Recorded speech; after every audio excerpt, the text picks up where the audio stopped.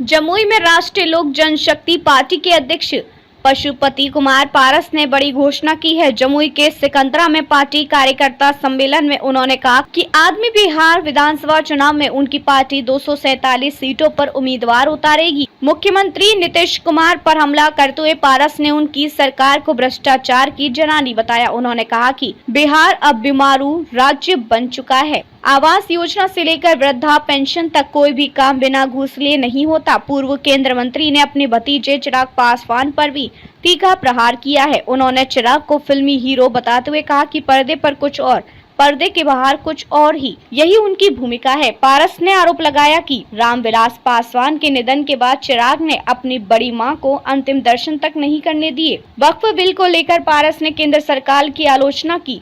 उन्होंने कहा कि इस बिल के कारण मुसलमान ने बीजेपी, जेडीयू, लोजपा और हम पार्टी के प्रति नाराजगी बढ़ी है। नीतीश कुमार की मानसिक स्थिति पर सवाल उठाते हुए उन्होंने कहा कि उन्हें यह भी पता होता है कि वे ईद में शामिल हो रहे हैं या किसी और कार्यक्रम में। 6 अक्टूबर को हुई थी, लेकिन दिखाया गया 8 अक्टूबर को। इसके मैं ये बात नहीं कर रहा हूँ, ये उनके अपना खास दामाद साधु पासवान जी का बयान है। बिहार के दलित के बड़े नेता है जीतनराम मांझी जी, उनका बयान आप निकाल के देखिए कि दोनों का बयान आया था उस समय में। आज भी एक दल में चले गए जीतनराम मांझी जी, उसमें बयान आया था कि प्रधान पासवान जी के मृत्यु की जांच सीबीआई से होनी चाहिए। जनता किसके साथ है और किसके विरोध में है, आने दीजिए, समय आने दीजिए, इंतजार करिए। आखिरी सवाल का जवाब दे दीजिए। अरुण भारती ने कहा कि आपकी संपत्ति की, पशुपति पारस की संपत्ति की जाँच होनी चाहिए। अरे अरुण भारती कौन होता है बोलने वाला? इस बात को हम तो अभी भाषण में बोल रहे, लेकिन 3 भाई हैं। चिराग पासवान का 80 लाख घड़ी का तो जांच हो, 80 लाख घड़ी के एक नहीं। जो आप संपत्ति की ओर जाते हैं, जिस मृत आत्मा को मिलने नहीं दिया आपने उनके पत्नी और उनके बेटी से, इससे भी बड़ा कुछ हो सकता है क्या जी? इससे बड़ा कुछ हो सकता है? संपत्ति को छोड़िए, अरुण भारती का तो यहाँ का विकास का भी जाँच। अरुण भारती क्या बोलते हैं उससे हमको कोई मतलब नहीं है।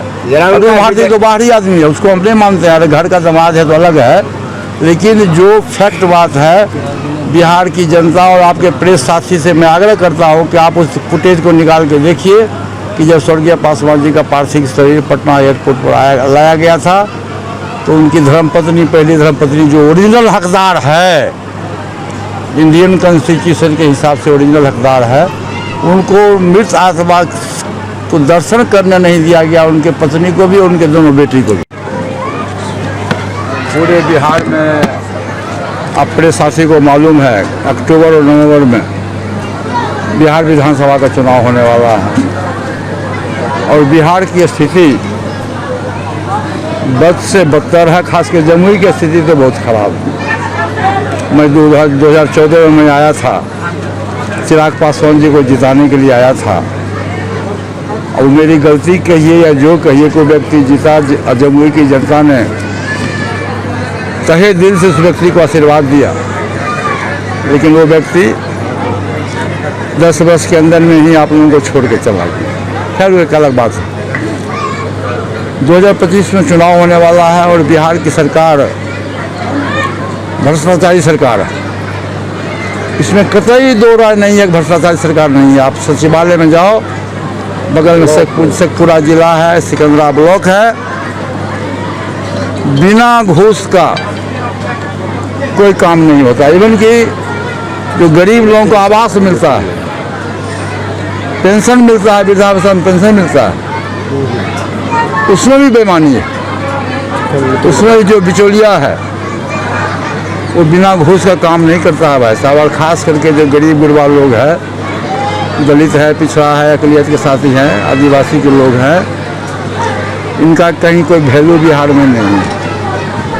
और बड़े बड़े जो लोग हैं, बड़ा लोग आते हैं, अपना बात करके चले जाते हैं। बिहार एक बीमारू राज्य है।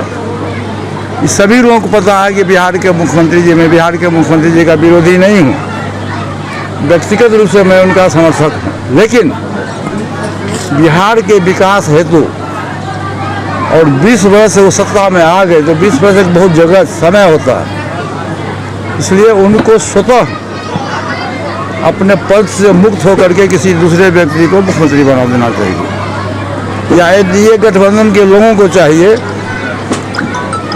किसी दूसरे व्यक्ति को मुख्यमंत्री बना दें, जिससे बिहार का कुछ विकास हो सके। 5 अफसर के नेतृत्व में बिहार चल रहा है। वैसे जब बिहार का चुनाव होगा तो महाराष्ट्र की पुनरावृत्ति होगी। जहाँ आप लोग सब लोग समझ गए हैं कि मैं क्या बोल रहा हूँ। इसीलिए बिहार में जैसे अभी 20 वर्ष में एक भी कल कारखाना नहीं लगा, जमुई में उसकी लगा कि कोई बदलाव नहीं हुआ। बदलाव हुआ है, गरीबी बढ़ी है, बेरोजगारी बढ़ा है, भ्रष्टाचार बढ़ा है।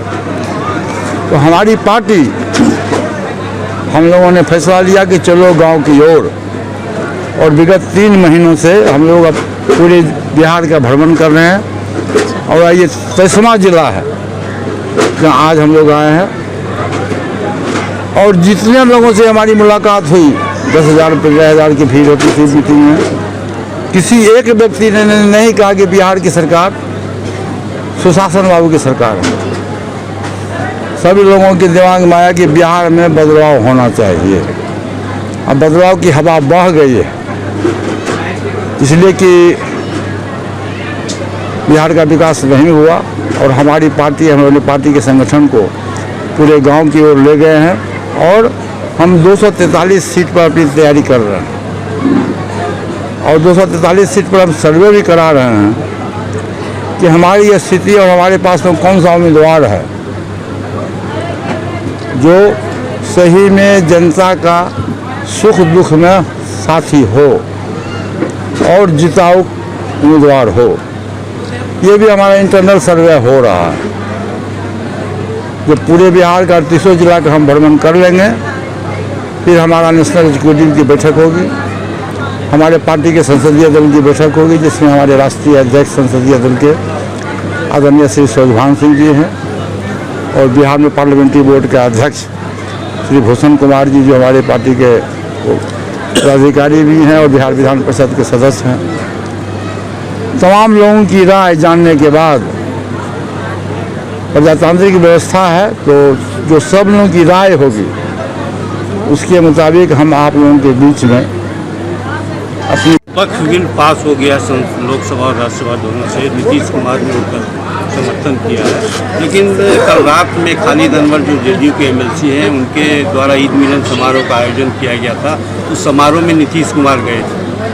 तो विपक्ष का रहा है कि मुस्लिम के प्रति नीतीश कुमार का दोहरा चरित्र है। ये पशुपति पारस इसको किस रूप में देखते हैं? देखिए, कुछ दिखावे का चीज़ होता है, इंटरनल एक्सटर्नल दोनों चीज़ों को देखना पड़ेगा।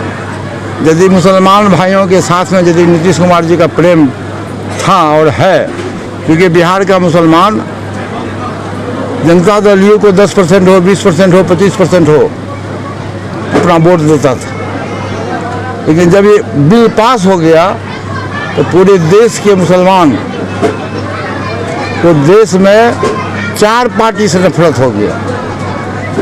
भाजपा, जनता दल यू, लोक जनशक्ति पार्टी रामविलास और जीतनराम मांझी जी, और दूसरे प्रदेश में आप जाइएगा तो चंद्रबाबू नायडू, और उत्तर प्रदेश में जाइएगा चौधरी चरण सिंह जी के जो पोते हैं उनके प्रति नाराजगी जाहिर हुई। देखिए, अब मैंने अभी भाषण में कहा कि हिंदुस्तान एक धर्मनिरपेक्ष देश है और इस धर्मनिरपेक्ष देश में सभी को जीने का अधिकार है, सबका मौलिक अधिकार है। हमको एक बात बताइए भाई साहब कि हिंदू और सिख, ईसाई, मुसलमान, दलित, पिछड़ा, अति पिछड़ा, अपर कास्ट है, किसी को 2 वोट देने का अधिकार है?